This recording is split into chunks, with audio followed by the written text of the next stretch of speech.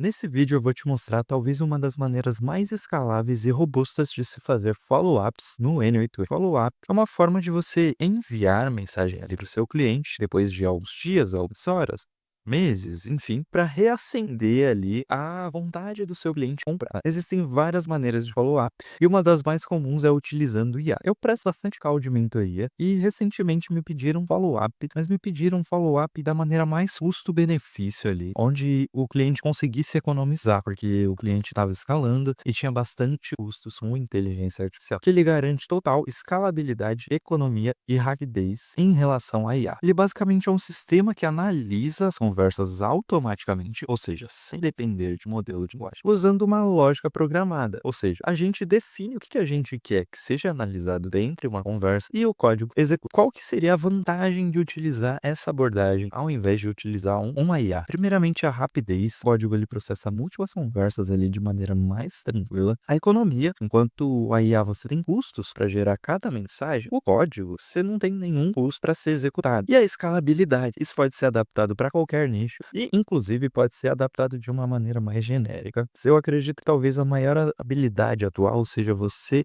não necessariamente escrever códigos, mas sim você saber conversar com uma inteligência artificial que saiba dela. Isso por si só já é uma expertise que vai te facilitar muito. Eu coloquei alguns produtos que são vendidos ali que o código consegue identificar nomes de produtos, nomes de itens, o modelo, a marca, ali, se é uma loja de celulares, se o cliente falou a palavra Apple, se o cliente falou iPhone, valores, se em algum momento da conversa foi identificado questões numéricas relacionadas a preço ou questões de palavras ali, representatividade de preços. Eu gosto bastante de utilizar o Cloud AI, que para mim é uma das melhores IAs atualmente para construção de códigos. Ele consegue entender e classificar muito bem a semântica ali. E uma dica aí, se você usa o Cloud, por favor, ative essa opção de pensamento prolongado, que é essa opção que fica esse reloginho aqui. Porque com ela, o Cloud consegue elaborar um plano de ação ali para ele executar determinadas funcionalidades. Ele verifica todos os follow-ups onde a condição não é igual a não. Ou seja, eu tenho um campo ali no meu banco de dados chamado follow, e aí se estiver escrito não, significa que é para a pessoa não receber follow-up. E se tiver escrito qualquer outra coisa, significa que é para a pessoa receber follow-up.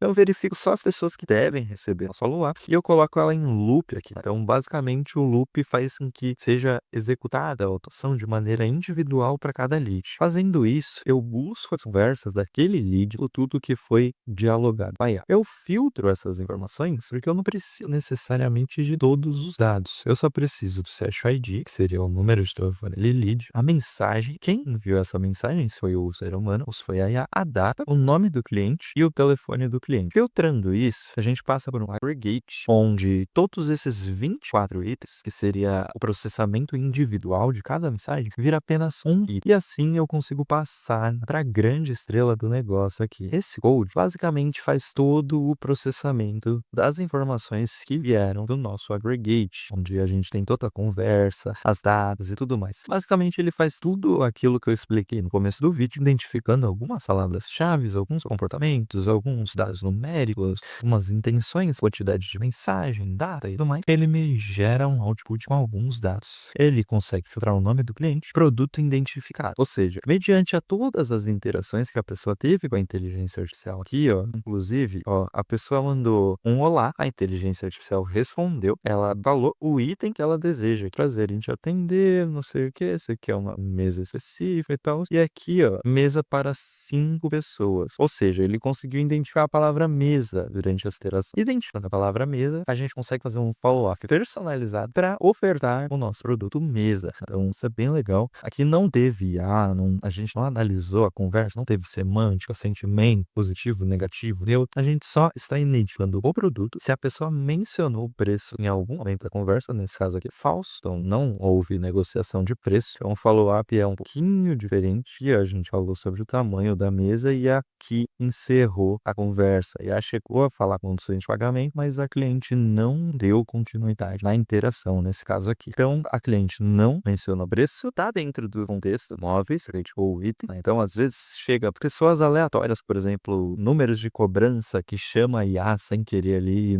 não é de fato cliente. Se não estivesse dentro do contexto, a gente nem daria o follow-up para essas pessoas. A gente faz algumas tratativas de quem deve receber o follow-up ou não. E aí, ó, valores encontrados. Como não foi mencionado valores, não tem nenhum valor. Não fechou a venda, né? Então, não fechou a venda através da data. A gente consegue identificar quantos dias a pessoa ou sem follow-up. E essa data tá certa, ó, porque hoje é 4 de julho e a pessoa conversou com a IA dia 25 de junho. Total de 9 dias. Mensagem de follow-up. Aqui, essa mensagem já é personalizada. Bom dia, sobre a mesa que conversamos, que tal um vídeo exclusivo com todas as informações? Essa é a estratégia da empresa. O follow-up deles consiste em mandar um vídeo personalizado para o cliente do item. Essa é a abordagem que a empresa utiliza. O follow-up é voltado para fazer a pessoa falar se quer vídeo ou não. Como não foi mencionado o preço, ele fez um follow-up com a estratégia de produto sem preço, ou seja, um follow-up voltado só para o item que a pessoa mencionou, né? Inclusive tem algumas até tratativas do código ali, né, sobre o pronome. Então, sobre o mesa que conversamos aqui, a gente teria aqui as tratativas, e seria isso. Deve enviar o follow-up? True, ou seja, ele deve enviar o follow-up. Prioridade do follow-up é média. Por quê? Porque não teve uma interação onde o cliente mencionou o preço, não teve grandes